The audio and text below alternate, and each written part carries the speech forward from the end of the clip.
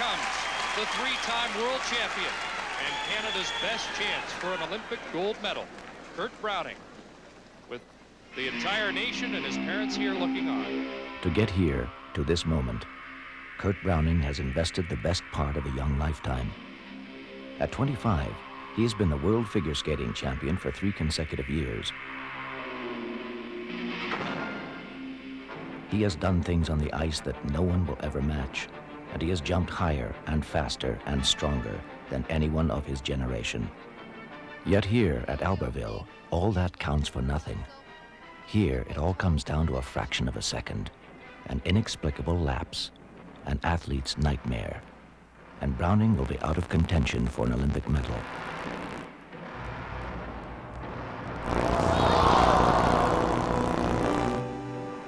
It will haunt him for the rest of his life. Yet Kurt Browning knew the risks, knew the cost, knew that the years of sacrifice and pain had to be gambled here. He had no choice. For this is where Kurt Browning lives his life, a life on the edge.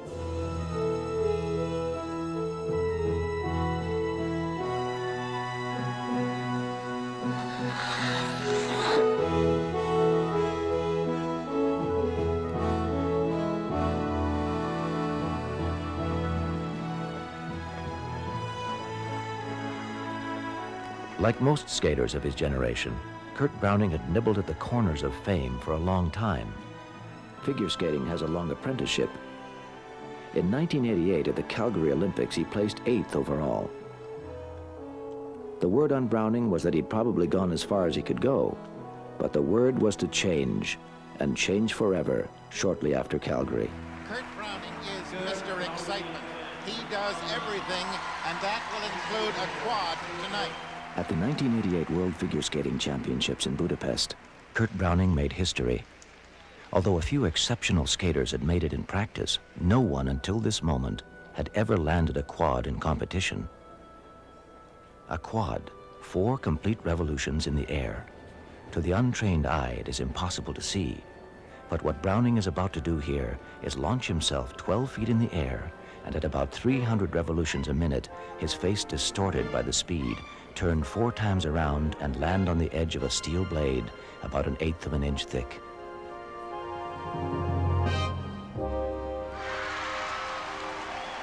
All I was doing is trying just to let it happen. And I went up in the air, and I remember feeling that explosion that I talk about. And when I came down, landed, I felt the 1 foot, and then I felt over rotation, and I had to do what we call a 3-turn, which was just a turn afterwards to regain my balance. As soon as I did that 3-turn, my emotions went down because I thought that would cancel out the quad toe. I thought, oh no, they're not gonna count it. All that work and all that energy and to come so close made me very angry. And I spent the next couple of minutes of my program getting rid of this angry energy into every jump that I've found. Halfway through the long program, I started realizing maybe I did land it. He had landed it. It took only 0.8 of a second, but it declared to the world that Kurt Browning was now a contender for the figure skating crown. When the Soviets invaded Czechoslovakia in 1968, Michael Uranek and his wife Renata were national ballroom dancing champions. After the invasion, they eventually foxtrotted their way to Canada, ending up on a small cattle ranch 80 miles south of Edmonton. Uranek had been a novice figure skating champion and was soon making a few extra dollars coaching part-time. That's when he met a skinny little 13-year-old rancher's son who wanted an advanced lesson. Michael Uranek gave him one. It lasted 15 minutes and cost $3.25. He's been his coach ever since. Right? You can even get into it somehow. And then as the music comes and you open your eyes, you could even come on your toes and stop for it. It's going to be not just a change of music, but like an absolute bit of silence. Stop, yeah. Almost like just no music for a whole second or so. They work out of the Royal Glenora Skating Club in Edmonton. Browning moved here from the small town of Caroline, Alberta, when he was just 15 to pursue the only ambition he's ever really had, to be the best figure skater in the world. So many times when I'm on the ice at the Glenora, and I put on my jeans and I go out there and I've got an old baggy sweatshirt on and I don't care if I'm not allowed to have jeans on. I don't care if everyone else is working hard. And I find the jumps just fly. And, you know, in the spins, oh, you fall over and you're laughing. You're just out there and you're in the groove. You're just out there doing something that is real special. Even with the quad firmly in the history books, for the World Championship in Paris in 1989, the smart money was not on Kurt Browning. It was on the Soviet skater, Viktor Petrenko. Petrenko had been the bronze medalist in Calgary and was the heir apparent to the world crown. Everyone knew it was Viktor's turn. Everyone except Michael Uranek and Kurt Browning. It had been 10 years since their first 15-minute lesson, 10 hard years which led to this.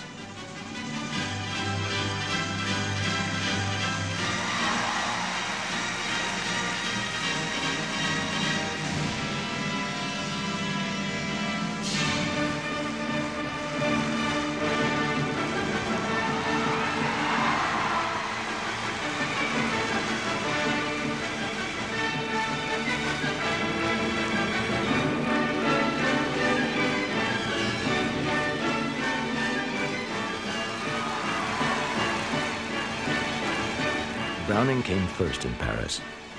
He was now the finest amateur figure skater in the world. He was 22 years old. After the media and after all the attention and all the interviews and the 36 hours straight where I didn't really have anything to eat, all I did was run around and talk to people, I started thinking, what in the world have I done to myself here? I mean, after most competitions, I'm used to being off with my friends and spending some time with my family and doing what all the other kids and all the other skaters are doing. I hadn't even seen a teammate of mine for a day and a half. So busy. And that thought has come back and bounced towards me every once in a while. What have I done? But that was one of the first things I thought. Holy smoke, everything's changed, just like that. Just a year before, he had camped out overnight in a lineup to get hockey tickets. By the time his turn came, they'd sold out and he was turned away with the rest of the crowd. But that was before Paris. Oh, we're up, sorry. We're in the skybox, dance skybox, and this is Kurt Browning, current world figure skating champion. Let's hear it for Kurt. Hello everybody. Now there were invitations, appearances, sponsorships, agents. Kurt Browning was in the big time. The 2 end zones, that's the greatest thing. Being the champion had its rewards, but staying the champion had a price. Go, go, go, go, go, go, come on, come on, come on, you can do it, you can do it, go, go, go. Come on, looking good, 20 seconds, come on, you're there, you're there, you're there. Come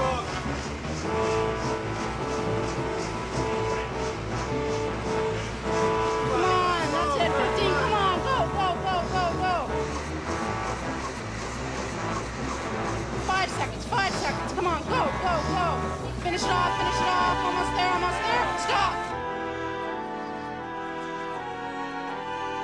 His detractors claimed that he had only won at Paris because Viktor Petrenko had skated badly. Petrenko, they said, was a classic skater, a ballet dancer. He had poise, sophistication, elegance. Browning was just a cowboy's son who lived to jump higher and faster and better than anyone before him. The battle between Browning and Petrenko had been joined.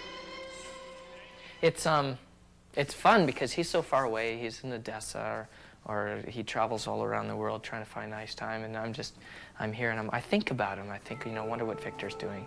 And then I think how strange, a little kid from Caroline, Alberta, and some kid from Odessa, and then we know each other so well, but we actually don't really sit down very often and talk. But we know each other. He's such an important part of my life. He's why I train so hard.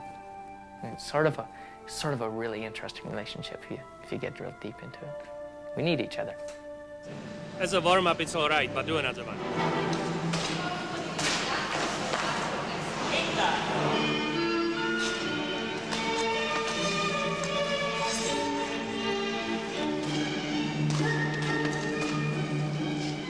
Why do I do it? My coach asked me that just 2 days ago, because I was having a bad session, and he's like, why do you do this? He says, if you're so upset today, then why do you do this? And I looked at him and I said, well, I like to win. And he said, but after that? And I said, well, okay, that's not the real reason. I said, I just love to skate. Whatever it is, it makes it feel like a jump. I just get into it and I feel I'm just searching for something instead of just doing it, you know?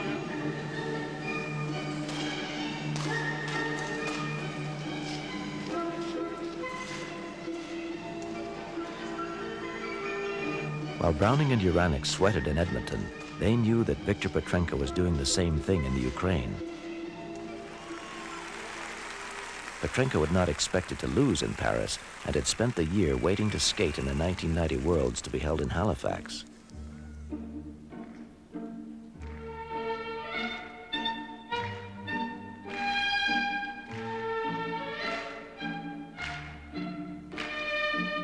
The skater who performs first can either set the standard or effectively take himself out of the competition. In Halifax, there was no doubt that Petrenko was in until the end.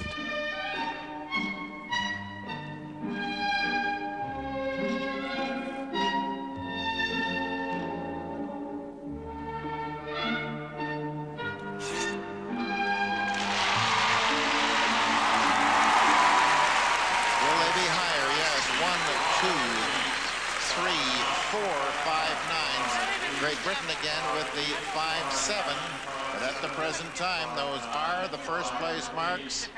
And what Kurt Browning has to do now is surpass that performance. And that was quite a performance.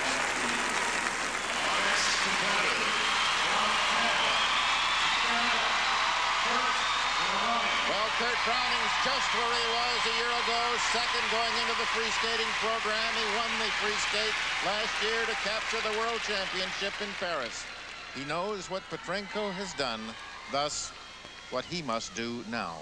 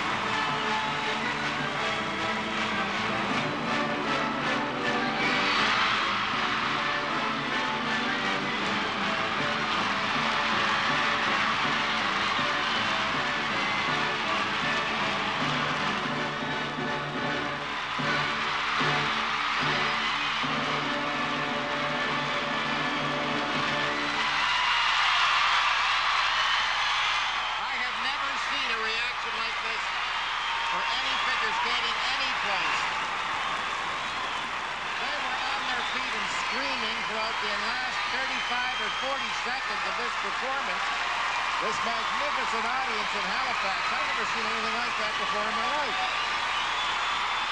His first set of marks are coming out. Goodness gracious, I think perhaps on the strength of those marks, he has done it. He has come from behind Petrenko. His first set of marks. Petrenko did not get anything like that array of 5.9s.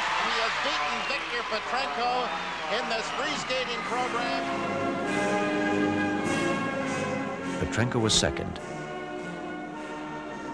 The American, Chris Bowman, was third.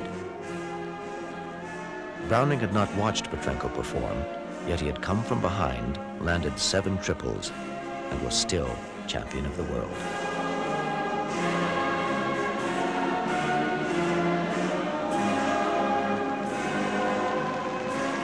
Now there would be more deals, more invitations, more money, more pressure. But there was still time to get back to Caroline and reminisce with his folks. Well, I think it was Kurt's pro that was teaching him figure skating on hockey skates said, hey, I think it's time this boy put on a pair of figure skates and get these hockey skates off. So, wasn't that a bit? So he had to buy the figure skates. Girls' white figure skates. With blue fuzzy covers. I made blue fuzzy covers. And they were fun because you could hook your toe on it after and flick it up and hook it on the thing. I don't know why it didn't bother me. He didn't seem to care whether they were girls or white or blue or what. As long as they were skates, it didn't matter to him.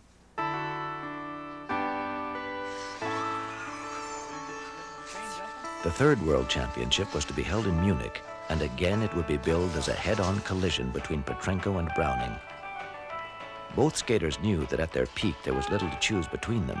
They were both great jumpers, wondrous skaters, fierce competitors.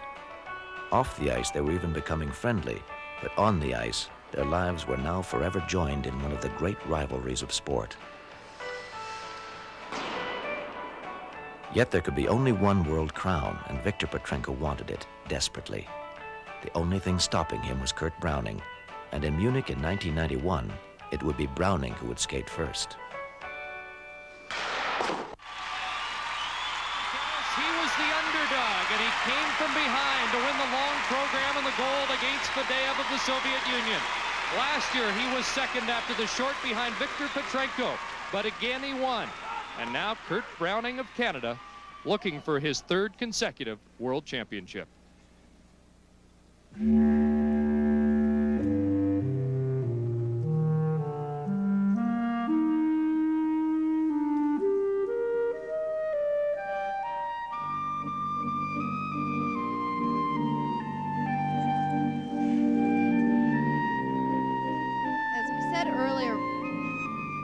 We're not really sure what exactly Kurt is going to try.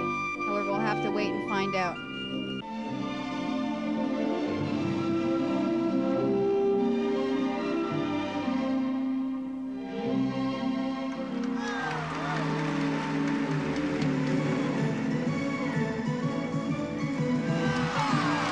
This is where Kurt is really going to pick up marks technically. These triple combinations are what are going to set him above the rest of the crowd.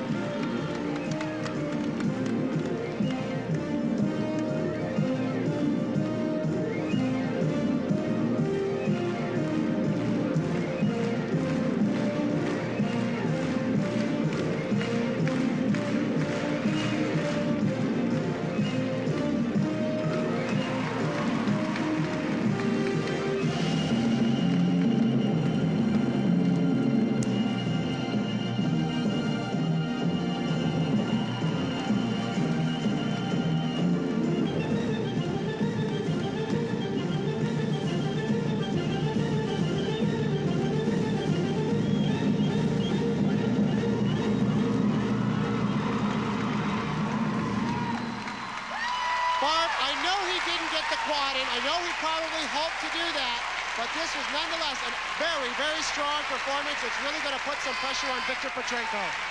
Well, I think Victor is definitely going to have to come out here and skate a very clean performance. While the crowd roared, Browning knew that he'd missed a landing. He'd also planned a quad, but when he went for it, he didn't have the height and had to settle for a triple. He also knew that at this level, the judges rarely missed an error or a change, and that he'd left the door open for Victor Petrenko.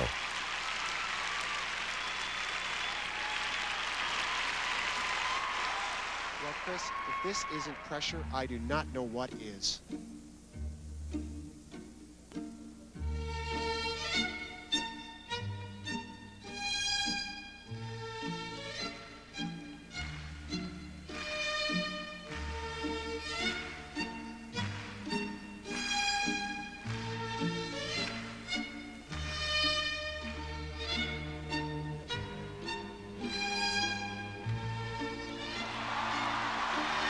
That was a triple axel. He chose to do the double toe on the end of it, but it was beautiful.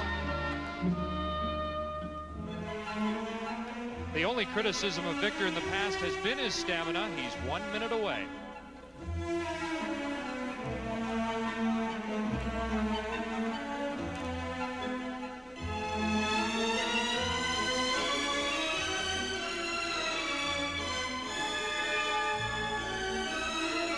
Wow.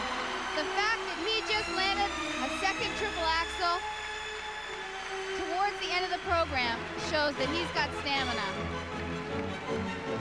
Barb, I don't know if this performance is going to be enough to beat Kurt, but I am certainly impressed by the way he has risen to the challenge that was presented to him this evening.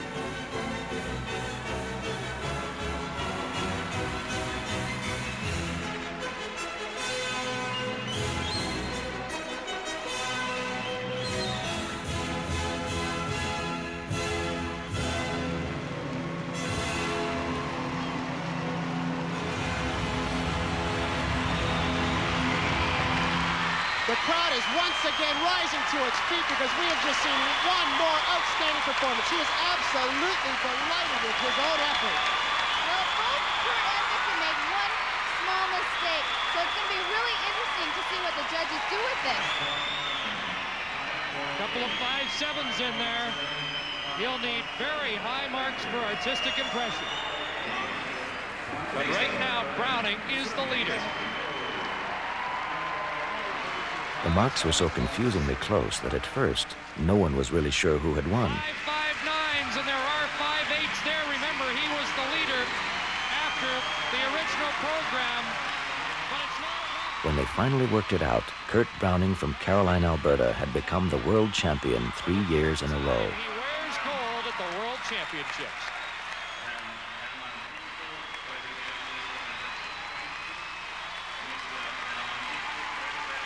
In the time since the Calgary Olympics, his life had changed completely.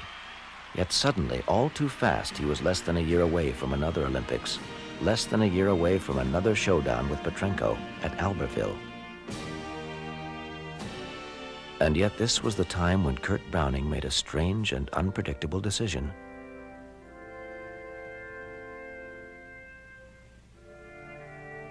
This would really be like a very traditional opera piece. It's, I don't mean predictable.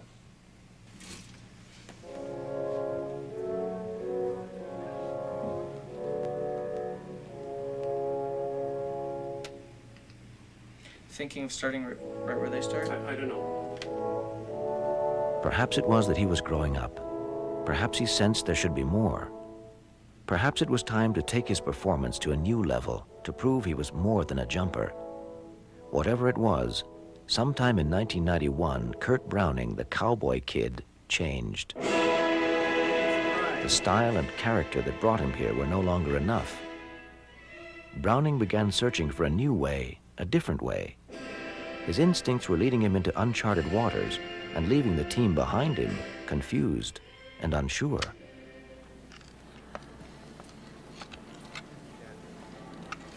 You know what I don't want? I don't want to do what I did last year.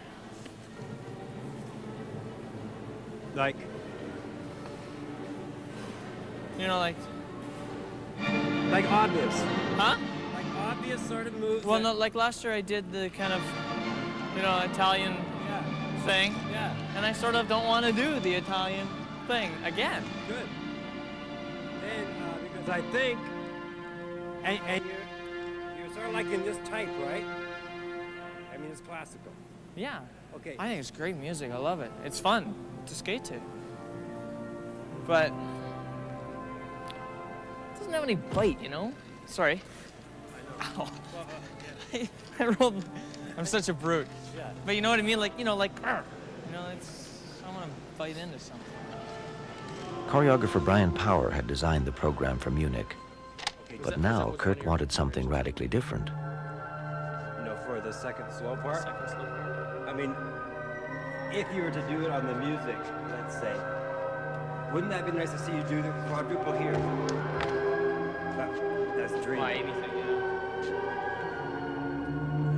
I'd like to see a quadruple anywhere. I don't care if it goes. Where can I get a bus? Kurt Browning was starting from the bottom and remaking the world champion. But not everyone was convinced it was the right direction. See, I'm not convinced that Kurt can do super difficult classical music and beat possible. I know what you mean. The top stars who are having the ballet training and everything behind. I think Kurt needs that crowd support. Kurt needs that clapping of the fans who like the music even without the skating. Yeah, like last year. Yeah. And I agree with you. If it could bomb, I mean, an entire Stravinsky thing might not work. Oh, I thought we were settled. And you weren't. Well, we sent him back to Vancouver for 8 days to get all these things settled, and then the coach comes back and listens to a 41-minute piece of music for 2 minutes and tells me there's nothing there. And you wonder why you hate your coach? But, so we have to go find some other piece of music. So I'm not going out there today. Not to play with Stravinsky, because I don't even know what parts of it we're going to use, if any. So it'd be a total waste of time. Which I don't have a lot of right now, so. Oh, soft.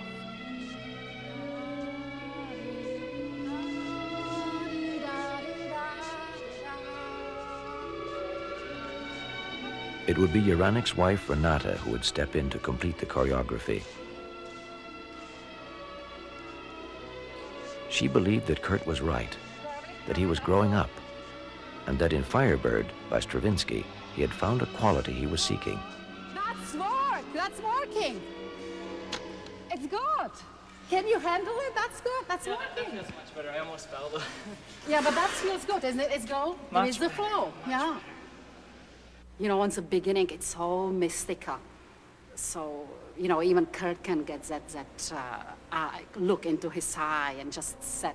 I would like to see all our audience just to get quiet, just you know, and start from that deep feeling of greatness, that something great is going to happen. More knee, go deep in a knee. Oh, it's clumsy.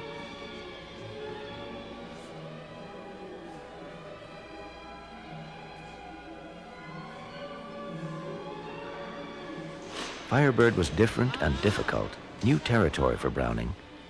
But as the piece started to come together, so did the team. We need you. We've got problem with these jumps. It feels awkward, it looks awkward.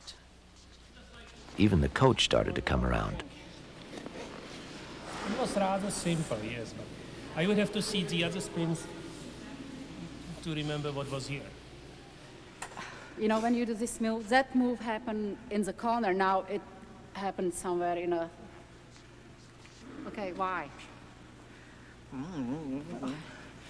The combination. Well, I wasn't doing both jumps last time, was I?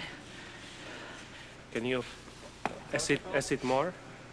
Curve it more in the crossovers and then go back?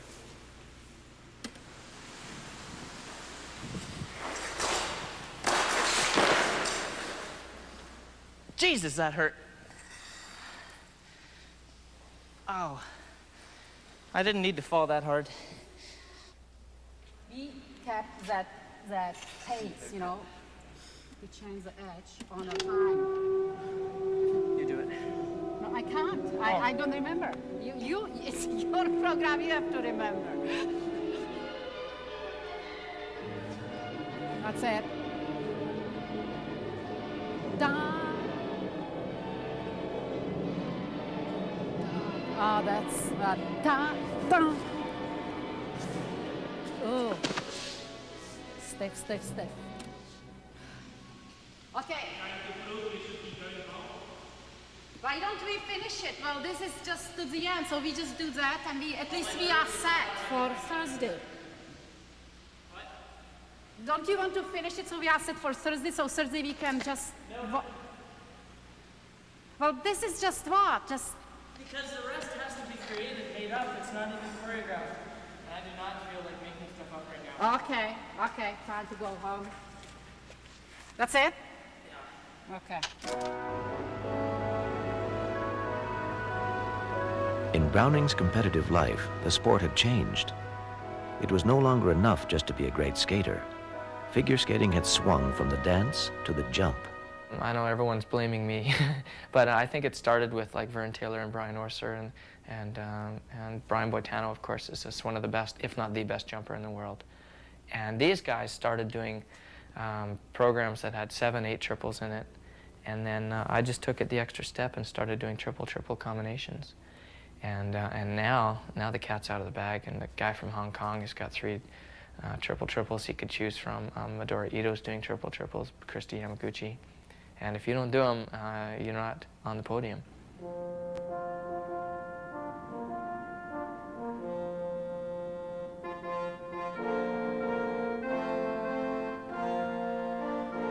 In the fall of 1991, there was to be a pre-Olympic competition, La Ligue, to be held in the arena at Albertville. This would be the last international event before the real thing, a time to test the competition one last time, to see who had anything new, to get on nodding terms with the Olympic ice, a time to audition Firebird.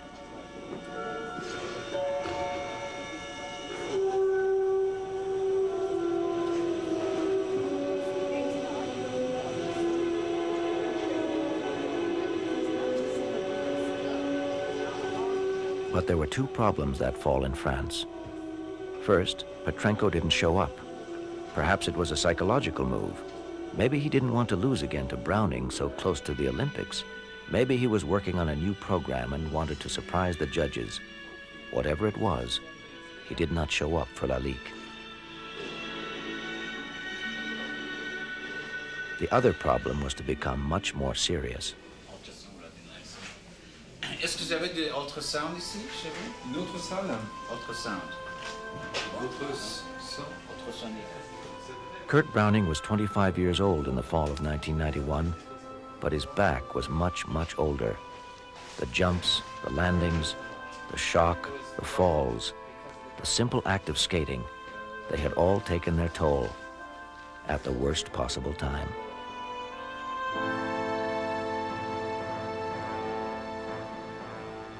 As the word of his injury got out, the other skaters realized that perhaps this was their chance to knock off the world champion, their chance at glory. For Browning, suddenly and for the first time, winning was no longer everything. You know, sometimes you can worry about things too much. And Michael, my coach, and I have always skated because we liked it. And we like winning, and we do our best to do that. But we also realize that we have to go home and walk off the plane without crutches. So we're going to be careful, and we're going to see what we can do here.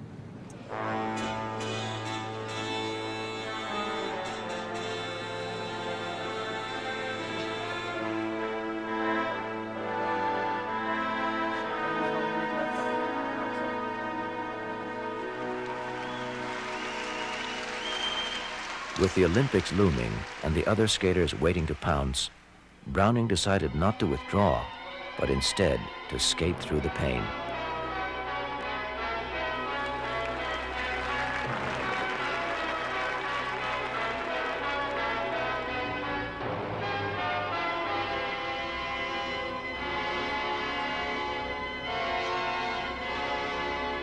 That was supposed to have been a triple loop. He did a single, and you saw the way he dropped his head at the end of it. He obviously in some pain, and it's evident that this was not the performance that Kurt wanted to give here today.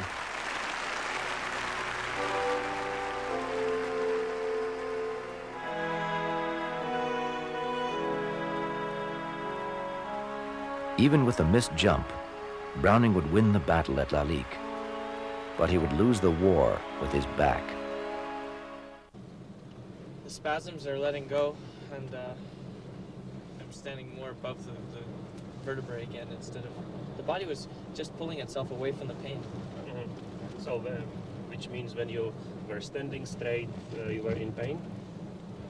I was always in pain, but... So, put like the normal guy off the street that we see, or a workman that gets a back injury like this, is usually we say that you're sort of 6 to 8 weeks from the stage that you're at before you can say go back to your job.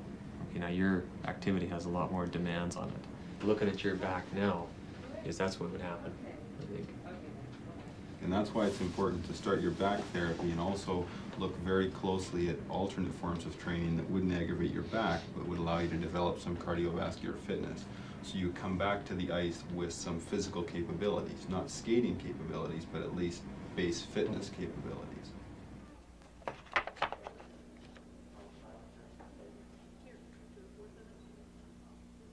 Now the important thing in Kurt's condition is that the nerves that come out of his back that run out of this hole, and then the spinal cord that is represented here by this metal piece, were pushed upon a little bit by the disc bulging out. So that's what is producing all of the pain and the muscle tightness and the spasm that he's getting in his back. The most important thing that we need is confidence. Yeah. We already know how to skate. This break, with the motivation that we'll have when we get back on the ice, will be not that bad. especially if we treat it. Yeah. Well, yeah, you know, As 3-4 long as weeks off he the ice. would be healthy, then As long as we're healthy, that's all we need. The 6 weeks off the ice would be the longest 6 weeks of Kurt Browning's life. He stayed home and took the phone off the hook.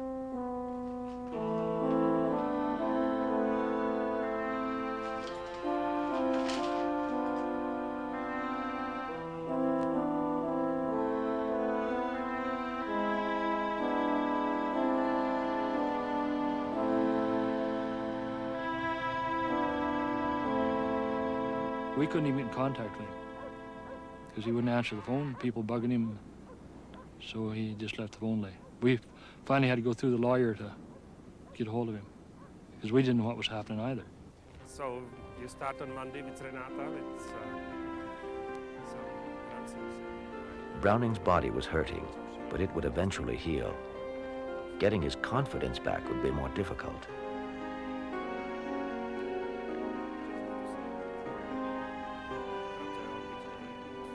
They had gone to La Ligue to audition Firebird, but the back injury had overshadowed everything. Now, for the first time, they were going to dissect the performance and rebuild the spirit of a world champion. I smiled. That's good. And look at this. This is excellent. This is absolutely perfect. Yeah, the tension is there. Yeah, that's excellent. It stopped nice. Yeah, this is excellent. I love this. So it's such a change from a beginning. Can you see? Look at this. I mean, That was nice. it is nice. It's been 42 days since Kurt Browning stepped on the ice.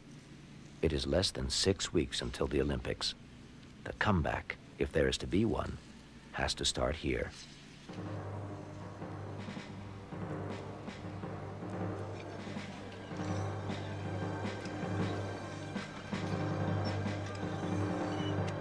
Smooth, smooth, smooth, smooth, smooth, smooth. Then turn go with the end. Yes. That's great.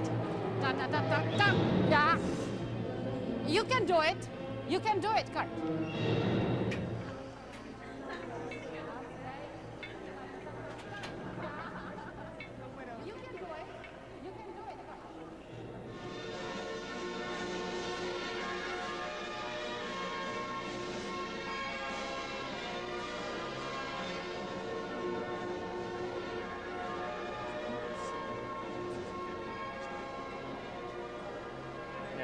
Yeah, exactly. That's what we're at.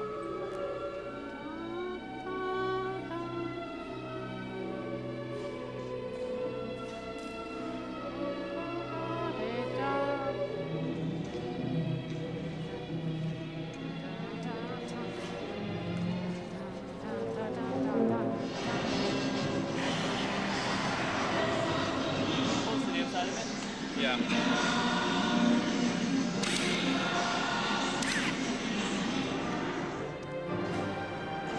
Good. That's it. That's it. That's it.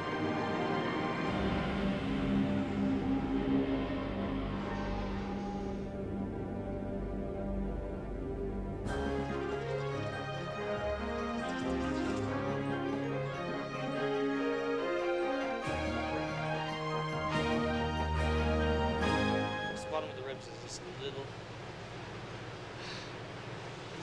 little tight.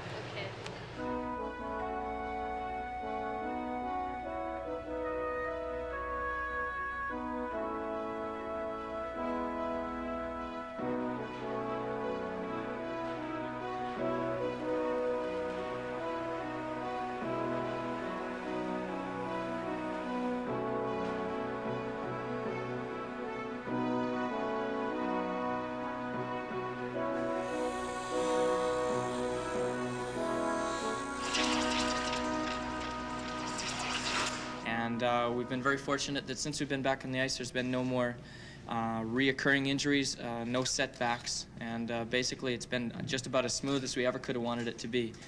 I would have enjoyed another week at home probably, but I'm looking forward to the skating in Albertville, and I think that by seeing my competitors and seeing the Olympic surface and all the colors and everything that goes to the Olympics, it'll help me train even better. Just to be an Olympian, the word itself just makes me kind of get shivers up my spine. So to try and win the Olympics is, you know, it's something that I think I'm going to think about after it's all over. Right now I have a job to do. Although publicly he said his body was healthy, what the pain and the layoff had done to him mentally, only Kurt Browning knew for sure. Sylvie Degla, the speed skater, carrying the flag for Canada as the team of 117 enters the stadium. Kurt Browning says he feels great, had a great practice, Peter, on Thursday. The back is no problem, and he really enjoys the relaxed atmosphere here in these games in the Savoie. Victor Petrenko. Well, he has been criticized this year because he has kept the same long program for the third year in a row. But what this will do for him is give him much more confidence because he has performed it so many times. By the time Victor Petrenko brought his program to Albertville, every gesture had been refined, every step instinctive, every movement practiced precision. He'll be opening with the triple axel, triple toe loop combination. Watch the speed going in.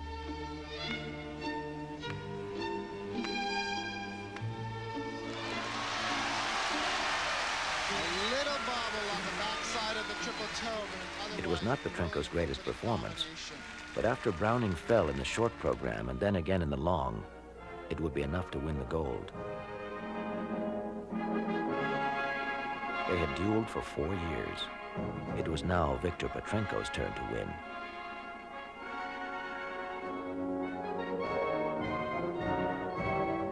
Browning placed 6th overall and flew back to Alberta alone and despondent. When you made the slip in the long program, Which one? There was enough problems in that long program that you just get off the ice and say, let's watch the rest of the guys compete. A lot of things go through your mind. The long program doesn't stick in my mind half as much as the short does, because the short program I've had for this would have been my 2nd year, and it's really only 2 jumps, and then to miss my edge on the first jump, it really, really crushed me. And just like that, it was done. And it didn't seem fair. It just didn't seem right to come back so far and then just to lose your edge and have it gone. And the Olympics are done, and we've talked about it every day because I have no choice. Everyone walks up to me and talks about it. And the first thing that happened after Albertville was I was so surprised about how supportive everyone in my home country was of me. That not coming home with a medal didn't change the way they felt about me. And if anything, it really inspired me to get back on my blades and to see if we can't pull something off in Oakland. Representing the Commonwealth of Independent States, Victor Petrenko.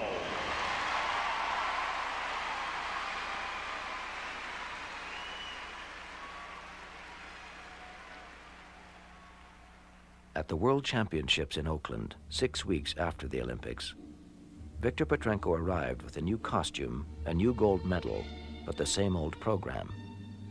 This was probably the last time we would see it, and almost certainly the last time he and Browning would compete at this level. For after Oakland, Victor Petrenko would retire from amateur competition and move on to the professional circuit.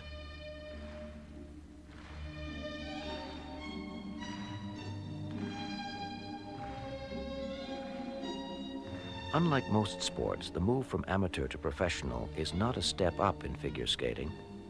Rather, it is a step away from the real action, a step that Browning was not yet ready to make.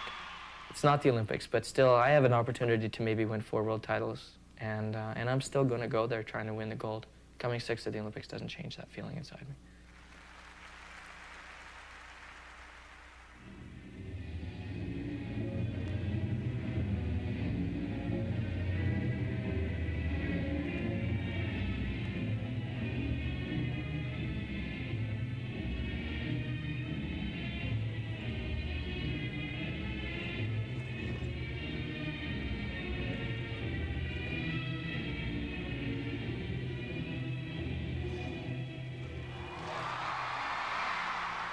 Browning skated well in the Worlds, but at the end of the day, the judges would give the edge to his old rival. And in 1992, Viktor Petrenko capped his amateur career by winning the Oakland World Championship. The battle was over. On this day, at least, Kurt Browning had to settle for being the second best skater in the world.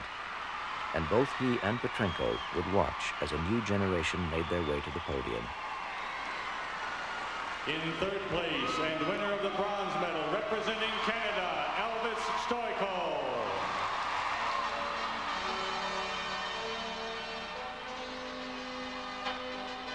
The younger skaters now wanted their share of the glory, the fame, the adulation.